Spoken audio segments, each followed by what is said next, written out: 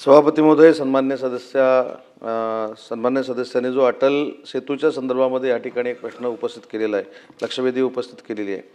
त्याच्यामध्ये एक वस्तुस्थिती निश्चित आहे की काही भाग जो जाळी लावायचा आहे हा शिल्लक राहिलेला आहे आणि आज या लक्षवेधीच्या उत्तराच्या निमित्तानं ती जाळी तात्काळ लावण्याच्या सूचना या संबंधित यंत्रणेला दिल्या जातील।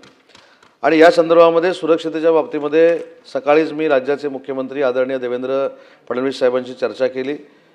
त्यांनी याच्यामध्ये अतिशय अटल सेतू हा सुरक्षित असला पाहिजे, मानवहानी त्या ठिकाणी होऊ नये यासाठी पोलीस वरिष्ठ अधिकाऱ्याच्या अध्यक्षतेखाली समिती नेमावी अशा पद्धतीच्या सूचना केलेल्या आहेत। तशा पद्धतीची समिती एक नेमली जाईल।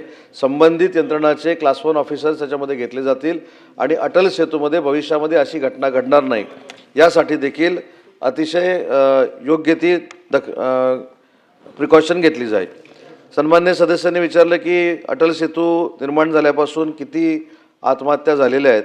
दुर्दैवानं 2024ला 6 घटना घडल्यात, त्याच्यामध्ये 4 मृत झाले, 2 वाचलेत, परंतु जे 4 मृत झालेत त्यांच्या 2 मृतांच्या बॉडी देखील आता मिळालेल्या नाहीत।